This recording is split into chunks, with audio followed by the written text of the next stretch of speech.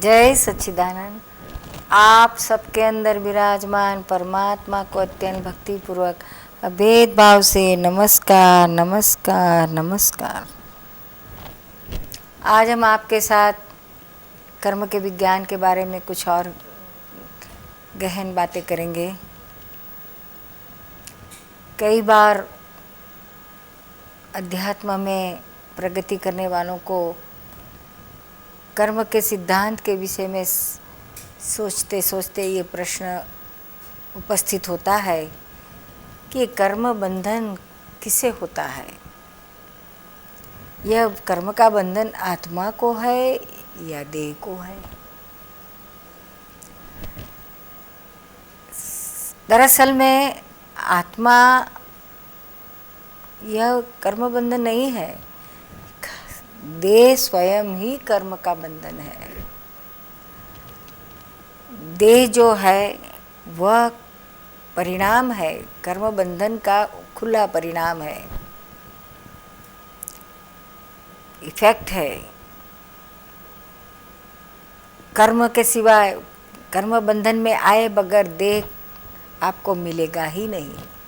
यदि आप कर्म बंधन में फंसे हैं तो ही आपको बार बार बार बार अनंत बार जन्म मरण मृत्यु का ये चक्कर चलते ही रहेगा। देह तभी मिलेगा। तो जो स्वयं ही कर्म है देह, उसे कैसे कर्म बंध होगा। ये कैसे है, जैसे कोई कैदी जेल में है तो क्या जेल को बंधन है लगेगी कभी? जेल को लगेगा कि मैं बंधन में हूँ? बिल्कुल नहीं। जेल को भी नहीं लगेगा, जेलर को भी नहीं लगेगा, किसी को भी नहीं, सिर्फ कैदी को ही लगेगा। तो यह देह यह जेल के समान है और हमारी भीतर में जो कुछ है वह कैदी के समान है। जिसे छूटना है, जो मानता है कि मैं बंधन में हूँ और मुझे छूटना है, उसे ही बंधन है और उसे ही मुक्ति चाहिए। जो मानता है कि मैं यह देह स्वरूप है, मैं ये चंदू हूँ, मैं इसका पति हूँ, मैं इसका बाप हूँ, इसका बेटा हूँ, यह सब जो मानता है वही सारे बंधन में फंसा हुआ है और वही मान्यता से ही वही बंधन है उसको। रॉन्ग बिलीफ, गलत जगह पे मान्यता है अपने खुद के अस्तित्व की। दरअसल जगह में खुद के अस्तित्व की समझ नहीं है।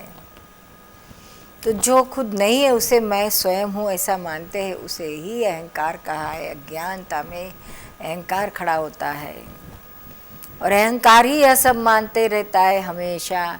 मैं इसका पति हूँ, मैं इसका बाप हूँ, मैं पैसे वाला हूँ, मैं गरीब हूँ, मैं मरने वाला हूँ, मैं जन्म लिया, मैंने लिया, पैदा किए, मैं हुआ मैं। यह जो सब मानता है वह मानने वाला भाग अहंकार है। आत्मा तो मुक्त ही है, उसको किसी से लेना देना नहीं है। ये किसी अनात्म विभाग से आत्मा मूल तत्व स्वरूप जो आत्मा है, केवल ज्ञान स्वरूप जो पूर्ण स्वरूप है, उसको कोई इंटरेक्शन किसी भी तत्व से नहीं है रियलिटी में। लेकिन जब भ्रांति उत्पन्न होती है तो भ्रांति से ये सब खड़ा हो जाता है कि यह सब आत्मा ने किया है या जड़ तत्व ने किया है, यानी मैंने अच्छा किया है, यानी बुरा किया है। यह सब जो भ्रांति से उत्पन्न होता है, तरह तरह की मान्यताएं उत्पन्न होती हैं, वह अहंकार को होती है और उसी से संसार परिभ्रमण में ये जीव अनंत काल से भटक रहा है। तो जो बंधन में आया है उसे ही मुक्ति चाहिए। तो बंधन में आया है ऐसा कौन मानता है? अहंकार मानता है। तो वही ये बंधन में जब बहुत सफोकेशन अनुभव करता है, महसूस करता है, तब उसको चाहता है कि मुझे भी मुक्ति चाहिए, मुक्ति चाहिए। तो अहंकार को ही बंधन है और अहंकार को ही मुक्ति चाहिए। आत्मा तो मुक्त ही है, तीनों काल मुक्त ही है।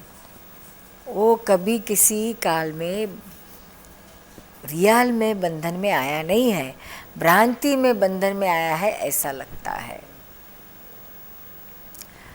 आत्मा को कोई सुख नहीं, दुख नहीं, कोई चिंता नहीं, कोई प्रकार का कर्म आत्मा को नहीं लगता है, क्योंकि आत्मा तो निर्लेप है, असंग है, अविनाशी है, शाश्वत है, सूक्ष्मतम चीज़ है, अमूर्त है, अरूपी है।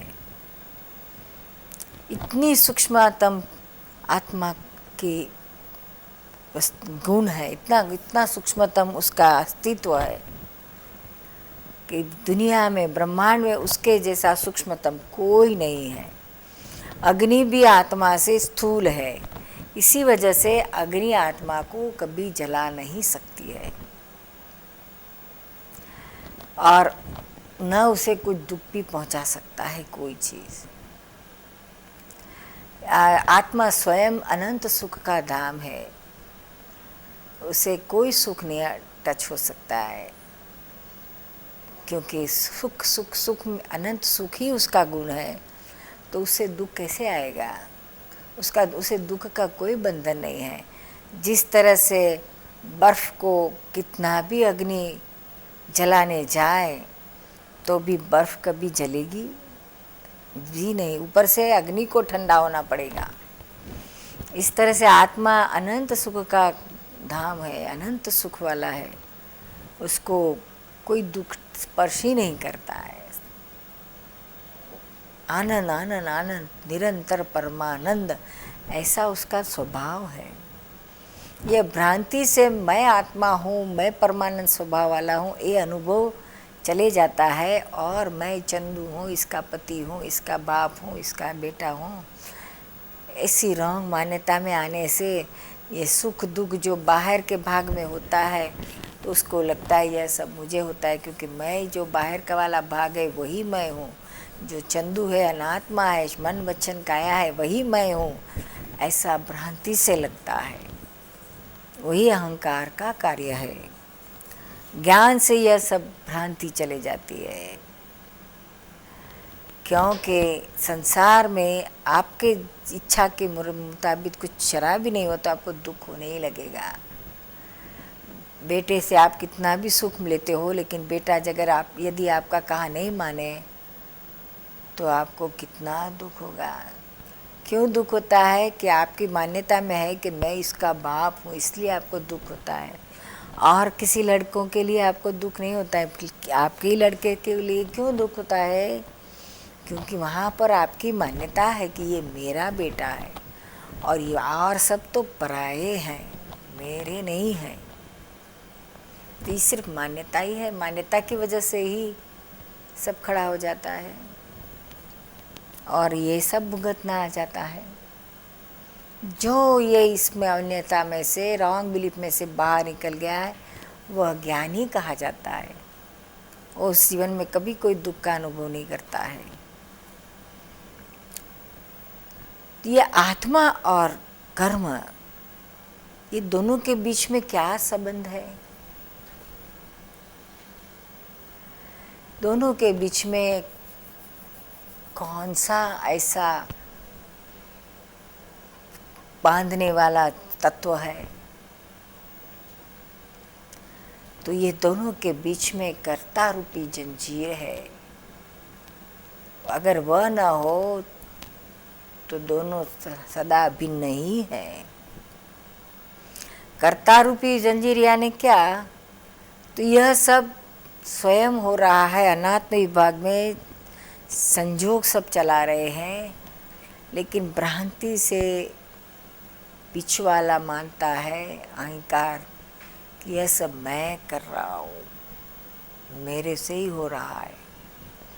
यह कर्ता की मान्यता गलत है। ऑटोमेटिक सब स्वयं चल रहा है और मानता है मैं करता हूँ। इस मान्यता के हिसाब से वह कर्तापन खड़ा हो जाता है, कर्ता भाव उत्पन्न होता है। सिर्फ मान्यता, उससे फिर उसको भोक्तापन आता ही है।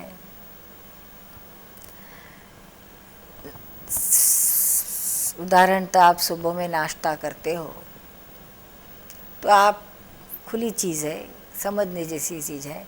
नाश्ता जड़ है, हाथ जड़ है, मुंह जड़ है, ये सब अनात्मक विभाग की बातें हैं। तो ये पुद्गल की करामत है। पुद्गल पुद्गल को खींचता है, खाना खाया जाता है, दांत चबाते हैं, पेट में जाकर गिरता है। यह सब स्थूल है। खाना पीना यह सब स्थूल चीज़ें हैं। खाने वाला भी स्थूल है, लेकिन अहंकार सिर्फ मानता है सूक्ष्म में कि ये मैंने नाश्ता किया, मैंने खाया। यह मान्यता ही उसको मार डालती है। जैसे उसने माना कि ये मैंने किया, उसी समय कर्म बीज गिरता है और आत्मभाव में आ गया और सिर्फ आत्मा ज्ञाता दृष्टा है। तो यही जानपने में ही रहा उसका आत्मा कि यह मैं नहीं खाता हूँ, यह तो देह खा रहा है। आहारी आहार करता है और मैं निराहारी सिर्फ उसको जानता हूँ। यह ज्ञान हाजिर रहे तो कर्म बीज बिल्कुल नहीं गिरेगा। ऑन द कॉन्ट्ररी वह कर्म में से मुक्त होते जाएगा, वो सब कर्माणु से छूटते जाएगा। तो यह कर्ता भाव से मैं करता हूँ, मुझे होता है, यह सब मानने से होता है। राग, उससे राग द्वेष, मैंने किया, मैंने खाया, तो उसके साथ ही आपको राग द्वेष शुरू हो जाएगा। अच्छा खाना लगा तो खुश हो जाओगे तो राग हो जाएगा। थोड़ा सा बुरा आया तो आपको द्वेष लगेगा। इस तरह से राग द्वेष, द्वेष में से राग, राग में से द्वेष, चक्कर चलता ही रहता है। और राग द्वेष करने से और कर्म बुरे बंधे जाते हैं। तो मैंने मैंने कितना अच्छा किया, चाय मैंने कितनी अच्छी बनाई, उतना ही बोलते ही मन में आते ही आपको कर्म का कॉज गिर जाता है। और ये मैंने नहीं बनाई, सब कुछ, सब संयोग इकट्ठा हुए तब एक कप चाय हुई। एक कप चाय बनाने के लिए आपको कितनी सारी चीज़ें चाहिए, देखिए आप तलाश कीजिए। स्टोव चाहिए, भगोना चाहिए, चाय की पत्ती चाहिए, शक्कर चाहिए, आप चाहिए, और इतने से माचिस की काड़ी नहीं रही तो भी आप कर सकोगे। इसमें से कोई एक चीज़ भी नहीं रही तो आप क्या चाय कर सकोगे? बिल्कुल नहीं। आपकी भी ज़रूरत है, आप ना हो तो भी नहीं हो सकेगा। तो सब मिलकर ये एक कप चाय बनाते हैं। कोई एक चीज़ ऐसा दावा नहीं कर सकती है कि ये मैंने किया है और सिर्फ मेरी वजह से हुआ है ना। तो अकेली शक्कर है तो चाय बना देती थी। आप अकेले रहते थे और कुछ नहीं होता था तो भी आप चाय बना सकते थे। लेकिन क्या आप कुछ न हो और आप सिर्फ अकेले हो तो क्या चाय बना सकते हो? बिल्कुल नहीं। यह सब भ्रांति है। ये भ्रांति में से हम बाहर निकल रहे हैं कि ये सच्ची बात क्या है। सब संजोग इकट्ठा होते हैं तब चाय बनता है। लेकिन अहंकार मानता है, कर्ता भाव में आ जाता है कि मैंने चाय की, तो उसको भोक्ता भाव आता ही है। अच्छी चाय हुई तो सुख का भोक्ता होता है, बुरी हुई तो दुख का भोक्ता होता है। करता होता है तो उसे भोक्ता होना ही पड़ता है। हालांकि यह सब जो कुछ दुनिया में इस घटनाएं घटती है वह सब इफेक्ट है, परिणाम है। रसोई पकती है, जैसी भी बनती है वह इफेक्ट है। और मैंने कितनी अच्छी बनाई ऐसा माना वह कॉज है। यह अहंकार कार कॉज डालता है और भाव से ही कॉज गिरते हैं। इसमें कोई बाहर की कोई चीज़ की ज़रूरत है ही नहीं। अंदर मन में दिल में ही अंतर अहंकार भाव करते रहता है सूक्ष्म में। बाहर तो किसी को कुछ पता ना चले, लेकिन अंदर तो चलते ही रहता है, चलते ही रहता है, चलते ही रहता है। एक कप चाय बनना वह इफ़ेक्ट है, और इस इफ़ेक्ट को लाने के लिए आपको कितने सारे संयोग की ज़रूरत है। कोई एक संयोग थोड़ी कुछ कर सकता है। बड़े बड़े डॉक्टर लोग आते हैं, कहते हैं अरे हमारे पास तो पेशेंट आ गया और मैंने इतना अच्छा डायग्नोस किया और फटाफट दवा दे दी, इंजेक्शन लगा दिए, ड्रिप लगा दी और उसको बचा लिया, नहीं तो मर ही जाता था। और किसी के पास जाता था तो उस बेचारा मर जाता था। अच्छा हुआ मेरे पास आ गया। ऐसा मुंह से ना बोले तो भी अंदर दिमाग में तो रहता ही है। हम सब डॉक्टर की ओर से बोलते हैं, क्योंकि हम खुद डॉक्टर हैं। ज्ञान मिलने के पहले हमको यह सब अनुभव है कि पेशेंट बच गया तो अंदर गर्व रस आता ही है कि मैंने बचाया, और मर गया तो और ऊपर छोड़ देते हैं, दूसरे के सर पे डाल देते हैं। खुद तो साफ निकल जाते हैं कि नहीं नहीं मैंने क्या किया, मैं क्या करूँ, पेशेंट ही देर से आया था, बहुत बहुत लेट आया, फिर हम कुछ न कर पाए। आया लेकिन सब मशीनें बिगड़ी हुई थी, हम डायग्नोस ही नहीं कर सके। अरे लाइट ही नहीं थी तो क्या करें। तो ये पेशेंट को आप बचाते हैं या लाइट बचाती है या मशीन बचाती है या दवा बचाती है? अरे सब कुछ रहा, लेकिन इतनी छोटी सी नीडल नहीं रही तो भी डॉक्टर क्या कर सकेगा, कितना भी होशियार रहा तो भी वहाँ का वहाँ ठहर का ठहर रह जाएगा। तो कितने सारे सर्कमस्टेंसेस इकट्ठा होते हैं तब एक पेशेंट बचता है। और अंत में पेशेंट का खुद का तो आयुष्य कर्म तो होगा या नहीं। आप लाख करो लेकिन उसके ही आयुष्य में कर्म में खोट हो, शॉर्ट आयुष्य हो, तो क्या कोई कर सकेगा। कृष्ण भगवान, जैसे कृष्ण भगवान को तीर लग गया शिकारी का और जाना पड़ा, देह छोड़ना पड़ा। महावीर भगवान का निर्वाण हुआ, कृष्ण भगवान सबको देह छोड़ना पड़ा, कोई नहीं बचा सका, तो क्या कि और कौन बचा सकेगा। या तो डॉक्टर का यश नाम कर्म उदय में आता है तो उसके पास ये पहुंचता है दर्दी और अच्छा हो जाता है, जरा सीधी दवा देती, और अपयश नाम कर्म रहा तो मर जाता है या अच्छा नहीं होता है उसको। इसमें मानता है कि मैंने किया, पेशेंट की पुण्य, हमारा यश नाम कर्म, ये सब इकट्ठा होता है तब सक्सेस आता है। नहीं तो बचाने वाला अगर डॉक्टर रहता था तो क्या कोई डॉक्टर मरता नहीं था। अरे डॉक्टर मर जाता है, डॉक्टर का बाप भी मर जाता है और दादा भी मर जाता है उसका। उसके हाथ में बचाने की सत्ता रहती थी तो किसको क्यों मरने देता।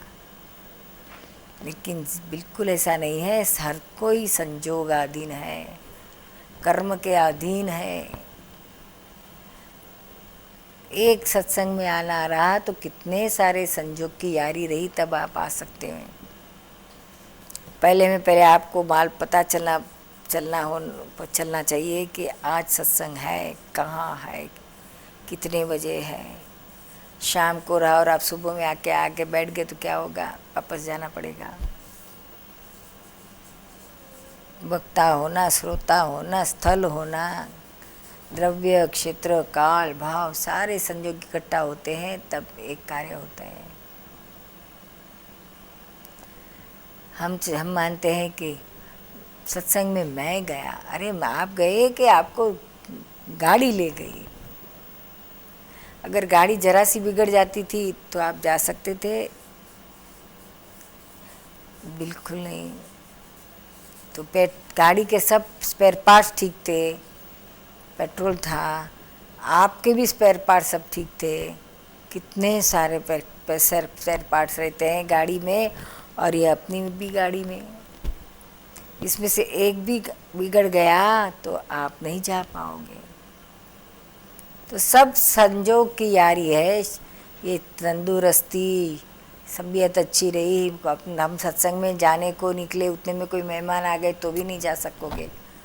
तो मेहमान भी कोई नहीं आया, सब ने आपको जाओ, पत्नी ने कहा जाओ, पिता ने कहा जाओ, मेहमान भी कोई नहीं आए, सारे संजोग फेवरेबल हुए, तब आप एक कार्य कर सके, यहाँ सत्संग में आ सके। आप स्वतंत्र नहीं हैं, कितने सारे संजोग के अधीन सब कुछ बनता है। एक मकान बन जाता है तो कितने सारे संजोग उसमें चाहिए। पाया खोदने से लगकर इमारत पूरी होने तक कितनी सारी चीज़ें लगती है। उसमें कुछ एक चीज़ नहीं रही तो आप क्या करो सके। दरवाजे को लगाने के लिए खिले नहीं रहे तो आप क्या दरवाज़ा बनाओगे। अरे छोटे इंजिस नहीं रहे तो भी आप कुछ नहीं कर पाओगे। तो भी हर कोई मानता है कि मैं करता हूँ। मकान मालिक मानता है कि मैंने मकान बनवाया, मैंने इतने पैसे खर्च दिए। बैंक वाला मानता है कि मैंने लोन दी तभी इसका मकान बना। मैनेजर, हालांकि मैनेजर अपने किसी का तो देता नहीं एक भी पैसा, लेकिन सिर्फ मानता है मैंने पैसे दिए। कॉन्ट्रैक्टर मानता है मैंने मकान बनाया, मजदूर मानता है मैंने मकान बनाया, रंगारा मानता है मैंने किया मकान, सब इंजीनियर मानता है, हर कोई मानता है यह मकान मैंने बनाया। हालांकि सबने मिलकर बनाया है। बनाया तो किसी ने, सब कितने चीज़ें ने, कितने लोगों ने मिलकर बनाया, और रहने वाला कोई और तीसरा ही होगा, किराए पे आ गया होगा। इसमें कितनी सारी चीज़ें लगती हैं, ईंट लगती, सीमेंट लगती है, मिट्टी लगती है, पानी लगता है, लोहा लगता है, रेत लगती है, कितनी सारी चीज़ें लगती है, रोड़े लगते हैं, सब कुछ होता है तभी एक मकान बनता है। लकड़ियाँ लगती है, सब कुछ, क्या नहीं चाहिए। ये सब संजोग इकट्ठे होते हैं तब एक मकान बनता है। लेकिन घर वाला मानता है कि मैंने बनाया, मेरा मकान है। जो कोई इसमें रहता है मानता है मेरा मकान है, मैंने बनाया, मैंने बनाया, मैंने। सब मिलकर बनाते हैं, ऐसा नहीं मानता है। मैंने किया कहा तो आपको कर्तापना आ गया, अहंकार आ गया, और उसका फल आता है। कर्म बीज गिरता है और फल आए बगैर रहता ही नहीं है। फल आता है तो आपको उसको भुगतना ही पड़ता है। आप उसमें से फिर छूट नहीं सकते, किसी भी हालत में आप नहीं छूट सकोगे। कॉज आपका गिर गया, फिर इफेक्ट आए बगैर रहती ही नहीं है। इफेक्ट तरह तरह की होती है। जैसे कॉज तरह तरह के रहते उसी तरह से इफेक्ट भी आती है। राग से कॉज किया वो उसी तरह की इफेक्ट आएगी, द्वेष से कॉज किया तो उसी तरह की इफेक्ट आएगी। तो ये cause and effect, effect and cause, ये साइकिल चलते ही रहता है। यही कर्म का सिद्धांत है। कर्म बंधा जाता है, कर्म छूटता है, बंधा जाता है, छूटता है, बंधा जाता है, छूटता है। ये अहंकार से राग द्वेष होता है। अहंकार चला गया तो आप वितराग हो जाते हैं और मोक्ष पाते हैं। और अहंकार जाता है किस तरह से, आत्मज्ञानी मिल जाए आपको, तो जो स्वयं अहंकार से मुक्त है वही आपको अहंकार से मुक्त करा सकते हैं, आत्मा का ज्ञान की प्राप्ति करा के। जय सच्चिदानंद।